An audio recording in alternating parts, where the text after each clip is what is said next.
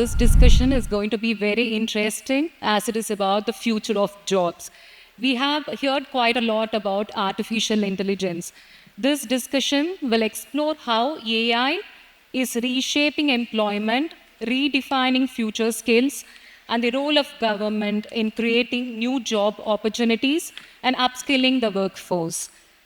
Let's start with Mr. Kamal Karanth.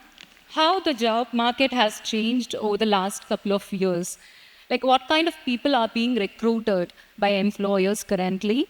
And with AI becoming a central focus of modern innovation, it is making some traditional jobs less necessary. So can you give us the overall picture of both tech and non-tech jobs? Namaskar, Elrigu. Good afternoon. And if I have to start with how the job market has changed, we have to understand the structure of how the job market has been.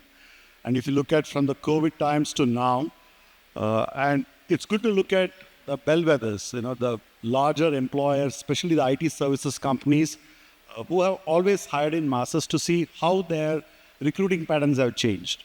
So if you look at the period between, let's say, 21 to 24, all these companies put together on an average every year hired 2.5 lakh people every year.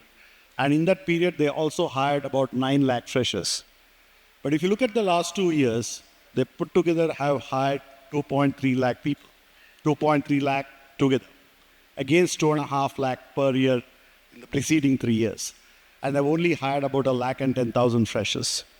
So structurally, the hiring market, especially in technology, has moved from what used to be mass hiring to now niche hiring. So that is an important moment that we should recognize in terms of what has happened with the largest employers in the country, the IT services companies.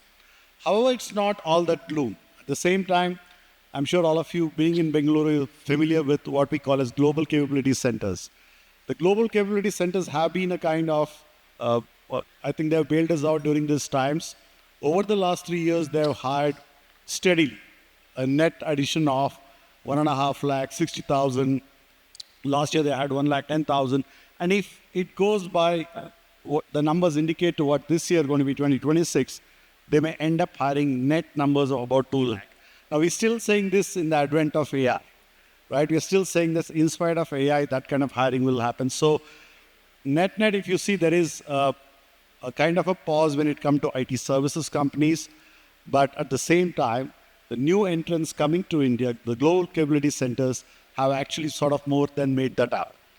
But of course, you also need to look at how has the overall job market changed. If you look at the pre-COVID days, we track something called as the open jobs. And in open jobs, pre-COVID was in the range of about close to, let's say, 270,000 a month.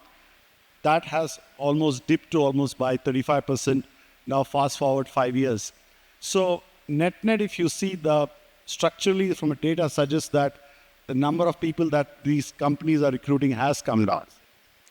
Of course, if you look at the overall numbers, if you look at what ASIA says, the All India Survey of Higher Education, there are about 1 crore 7 lakh people passing out in India every year. And as per Niti Aayog, about 60 to 70 lakhs of them get jobs. But you always have this gap of almost 50% of them not getting anything at all. So that's the context of where the jobs are sort of changed from volume. And we were always happy reporting that, okay, so many freshers got jobs, so many lakhs of people got jobs, to now where we are saying that it has almost comes to about, in the technology space, almost 1 lakh a year. Remember, this is against a backdrop of almost 8 lakh B.Tech engineers passing out of colleges every year. So that's pretty much the context that we are in at this point of time as to how the job market has moved. And I don't know whether I've answered. Yeah, correct. Yeah. Thank you. Mr. Santhosh Rao, Mr. Kamal Karanth was mentioning about GCCs. So India is no longer the world's back office. More than 2,000 global capability centers have already come to India. So I want to understand how are GCCs evolving from traditional outsourcing models into innovation-led centers, and how the rise of AI is reshaping talent strategies as well as job roles. Thank you. Namaskara, Ellargo. I'm just going to talk a few things, right? I'll just step back and tell about where I come from the company I represent, right? IBM. we've been with AI almost for the last 7 decades, right? Right from the starting of the phrase of artificial intelligence, the word. I think all of us are very familiar with what happened with Gary Kasparov and Deep Blue Chess. That was way back in 1997. That's when I joined IBM. But if you really look at it, I think the evolution of AI or digitization has been there. The hype has got on because the AI has become consumer friendly. So I very clearly believe the consumerization of AI has made a big change.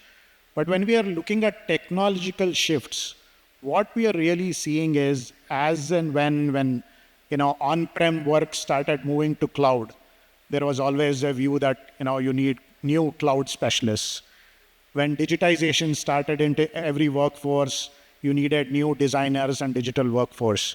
Now, when we are moving towards the AI-related work, there is very clear new ways of working, which is definitely there, but new jobs which are very clearly getting created.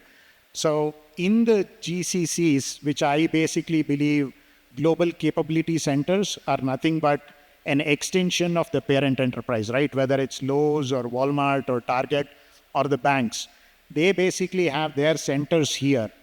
With the proliferation of AI, we are seeing significant new jobs and new roles being created as more and more center of gravity of the decision making is really shifting into GCCs, which I actually term it as GVC, or Global Value Centers is how I look at it, which is where the value from the data which is there is being driven. And as part of that, I strongly believe there is nothing about artificial intelligence, because it is all about augmenting the intelligence. So the technological advancements and the new roles is basically helping in trying to make sure that the workforce in every phase is augmented with intelligence using the new tools and techniques what is there.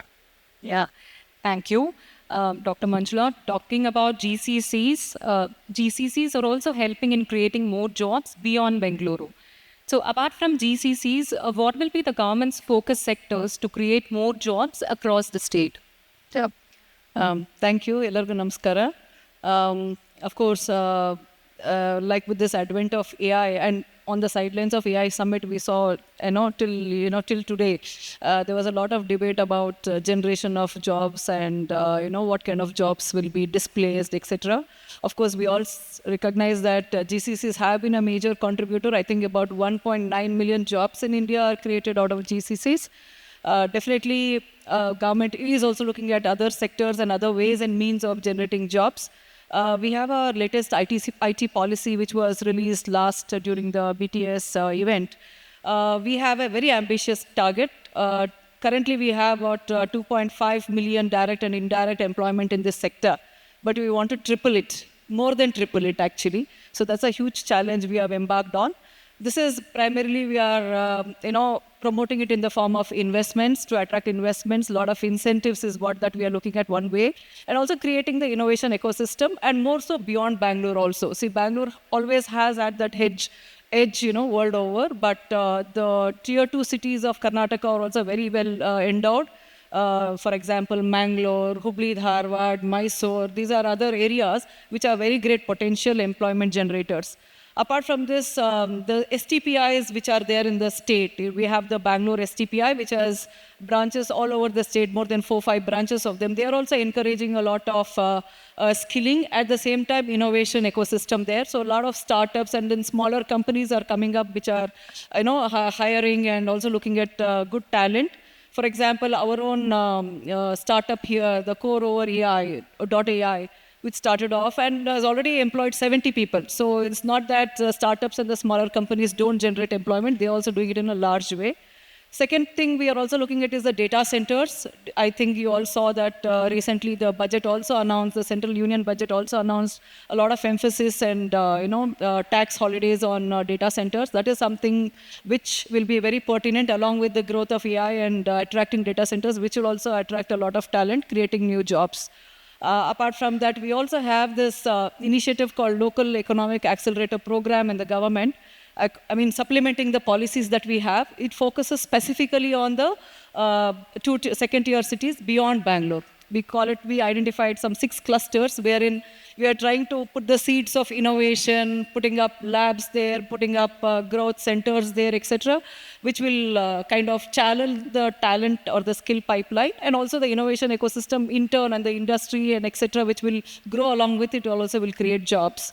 Apart from that, specifically we are focusing on the ESDM sector, creating a PCB park near Mangalore, so on and so forth. Many initiatives are on. These are a few to name. Thank you. We got the overall view of the job market. The important question here is job loss, which is real. We have been, hearing a lot of tech companies laying off people in the name of AI and also restructuring. So a World Economic Forum survey found that over 41% of companies worldwide are expected to reduce their workforce by 2030, and this is due to AI. So at the same time, we are also seeing that India is exporting talent. So what can we infer from these, Mr. Kamal, Karanth? See, as much as the layoff news is true, and if you look at just the FANG companies over the last 12 months, if you put together their public announcements together, have laid off close to 25,000 people. But interestingly, the same FANG companies, the Facebook, Apple, Amazon, Microsoft and Google kind of companies, collectively in India have added 31,000 people. So net, as much as this part of job loss elsewhere is attributed to AI, we are yet to see it in the play completely, right? So I think we'll possibly also Wall Street loves AI and if Silicon Valley loves AI, so we understand the hype around it.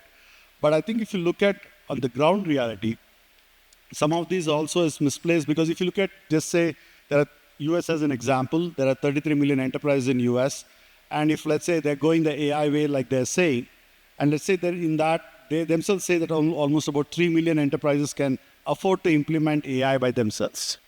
Who will implement for the rest of the 30 million, right? So I think when I look at India as a country, we've always been a service economy, at least from a software side of it. We never, of course, the criticism is we could have made products, but if that is our DNA, why should we beat ourselves up for what we have built so well? So I think we will implement AI for the world. That's how I see the future of this job shift happening. But at the same time, we also have to recognize that the world is aging. And from a digital point of view, either the work has to come to India or the Indian workers have to go outside. That's the only solution, even in the world of AI. And if you look at the wave of just work coming to India, I met about 8 companies between Jan 1st and Feb 10th, who I think 4 of them may even come to Bengaluru, who in the world of AI still, these companies are coming to India, setting up tech centers. The estimation is that this year 100 such companies will come. So as much as the job loss is, let's say speculated to be real at this point of time, we've not seen any material evidence on the ground.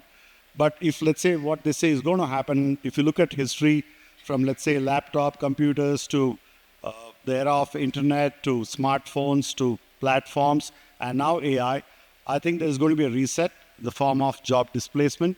But I think the erosion of everybody who's working in front of a screen is not going to have a job is a bit of a hallucination at this point of time.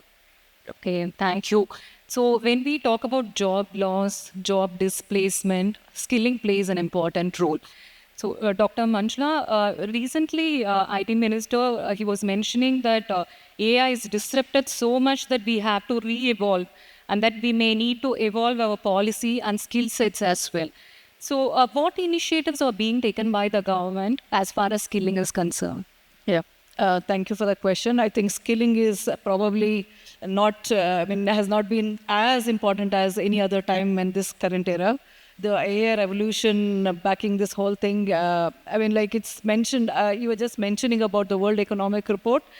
It says about 170 million jobs are likely to be created because of AI in the next 5, that is 2025 to 2030, in the 5 years. At the same time, about 92 million jobs are going to be displaced. And in effect, about 72 million are, I think, 98 and 72, I must have just mixed them, but it's about 40% of the jobs will be still generated additionally. That's what it says. So there's an enormous scope, and I think government recognizes that. We have a skill department exclusively working for it. We have a skill policy also. This skill policy has earmarked about 4,400 crores of outlay, and we have multiple channels through which the skilling is going on, especially in all tech, cutting across all technologies, starting with AI, robotics, cyber security, and even other skills. I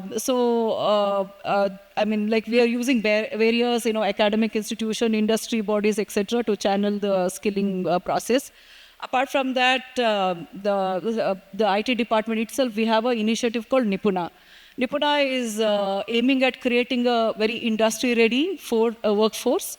And here the industry partners and the aggregators come together to identify potential candidates, and we give the skilling.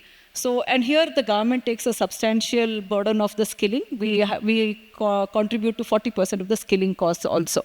So that is one initiative. Apart from that, we have the centers of excellence cutting across various sectors in our state, more than 20 of them. These cover areas like AI, ML, robotics, then cyber security, biotechnology, and on defense electronics, space technologies, and things like that. So one common theme across all these centers of excellence is that they also create a skilling platform.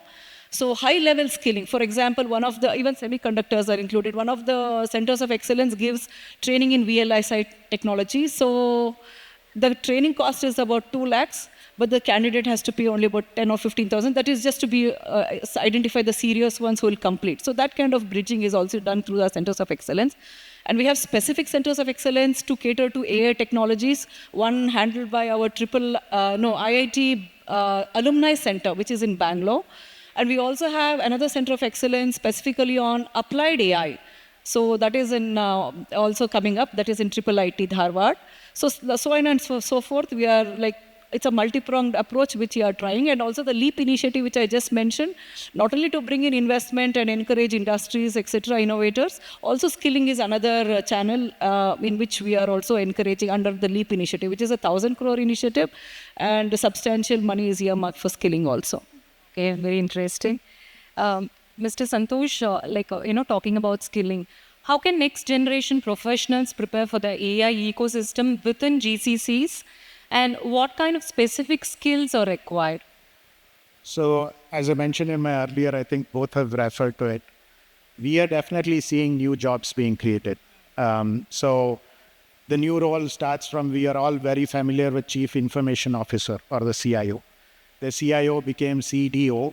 People got confused whether it's digital or data, but both was there. Now we are seeing the role of a Chief AI Officer, which will be the top to top. But what we are also seeing very clearly is new roles which are being created from what we are trying to drive for enterprise AI. We are seeing the significant consumerization which we are all using. But for large enterprises who have legacy, they need to move from where they are today on what we strongly believe with a step-by-step roadmap on. There are steps in their workflows today, whether it's HR, finance, or payroll. Look at where all you can actually introduce AI, or can you do those workflows in a much better way through basic automation. And we have this step ladder of trying to tell, because of so much of hype and consumerization of AI, everyone wants to get on the AI journey. So most of them go in and try to do plus AI. Whatever I have, I'll put in a layer. The recommended path is look at the holistic view and move from plus AI to AI plus. That's exactly what we are trying to recommend for large enterprises. The second aspect which we are also telling is just don't go and give licenses to your developers and testers and so on some AI tool. Create a platform. So what we have come up with is something called IBM Consulting Advantage as a platform, where we are actually enabling the tester to be an augmented tester with the AI aspects, a developer to be an augmented developer. So that's what we are seeing as the evolution of the jobs, but we are also seeing new jobs. In the sense, we had never thought about an AI ethics manager or a data annotator. I don't think these roles were even there. we are also seeing aspects of people who are trying to specialize from logistics and supply chain with the AI skill to make sure they look at it from a provenance of the data. We are all familiar with trying to understand our DNA and so on and so forth. With what's happening with data, we really need to understand the source of the data, because that's what the IP and other aspects are. So the whole responsible AI aspect, which we are trying to drive from fairness and robustness, really needs to go back and understand the provenance or the data lineage. And that's where we are seeing more and more new jobs created. So I think while there is a need for upskilling, reskilling for the developers, testers, and so on, we also are seeing significant new roles and new jobs created. Yeah, thank you for that. Mr. Kamal, Karanth, we were discussing before, there are certain jobs that are least impacted by AI, like say, for example, healthcare and social services. So will there be more demand for these jobs in future? How are you looking at it? I think if you go beyond tech and look at non-digital work per se, I think I go back to the phrase earlier of the world is aging. If you look at the median age of India today is about 29, and you look at Europe at 46, countries like Germany a little higher, Japan at 50, US is 40 plus. So definitely we have to look at the workforce of India as to how can we look at it globally. And one of the benefits of that is also to look at our forex remittances inside, right? $135 billion came to India from all the PIOs and NRIs staying outside last year. I think there's only a limitation that we will have in terms of how many jobs we can create within India. Can we look at FTAs with countries from a point of view of, can we actually send more workers outside? And I think the opportunity here, if you look at WHO's report, they say by 2030, Europe will have about 1 million healthcare workers shortage. Clearly, so that's an area to look at. The average, I believe I was reading this, that 33% of the doctors in Europe have an average age of 55 at this point of time. So I'm not sure we want to send doctors or we want more of them in India. The point is that if you look at other sectors like construction, they're saying 4 million construction workers are going to retire in Europe in the next 5 to 6 years. And all the allied workers related to that, the masons, the carpenters, the plumbers, the nurses, if you want to look at as a part of healthcare. So they're saying that about 2 to 2.5 million workers shortage in the construction side, electricians about 2.5 lakh alone, and healthcare about 1 million. I think it's a huge opportunity if you look outside of India and look at world as your employment map. And coming back to what can we do about it? Can we actually train let's take Karnataka as an example. If 6 lakh people are coming out of different forms of education every year, how many of them can we train in language skills? And some of these skills which are acceptable outside, how do we train them for social skills to be acceptable there, oriented there? There's a huge advantage for Karnataka in the form of the people who are, let's say, not white collar. They are likely to send 80% of the savings back to the home country. And if you look at how Kerala got benefited because of the Middle East, advantage they had because most of them went to Middle East. I think it's an opportunity for states like Karnataka to look at and see, can we train people who are not the graduates, not the engineers in some of these vocations, and possibly go to these countries and say, hey, look, I will send these kind of workers to you. I know we do a lot of visits to get companies to come to India, but I think we should also spend more time to see if we can train and send these kind of people in more numbers outside. I think that's a huge opportunity for us. Okay, great. So what's the final piece of advice that you would like to give the young graduates or students who will complete their courses in a couple of years? Dr. Manjula, Yeah, of course. I think I just heard, since we are so much talking about the AI summit and we heard so many speakers over there, on the sidelines when we hear about all the thought leaders, the industry leaders, I think I was listening to CEO of NVIDIA who just said, in the AI era, you'll not lose your job to the AI, but you'll lose to someone who uses AI. So that's so pressing that one has to get skilled. Not only AI, whatever is the opportunity out there, so skilling is a must. I think now it requires qualities, not just technical skilling, but other than that also. apart from AI skilling, maybe the problem solving, the creative skills and the communication skills, like Mr. Karan just mentioned. I mean, like beyond AI, beyond IT, there are immense opportunities also. So those also can be explored. And Karnataka is very well endowed. That way, we have a lot of technical institutions, medical institutions, research institutions, academic institutions, which can help one realize their dream. So overall, I think skilling is a must, upskilling for those. I mean, I was just reading another thing. There's a platform called Great Learning, and then they've analyzed about 1 million users who have trained out of there in the last period. So they say about 48% are youngsters, which are like students and under 3 years experience who are skilling. But the substantial part, the rest of it is also in the age group, beyond mid-career levels and also with 15 years out of experience. That means people are understanding the importance of skilling, and I think they're already on the way. And it's also heartening to note that the same study also mentioned that the tier 2, tier 1 cities, of course, are doing well, but tier 2 and tier 3 cities also substantial skilling is going on.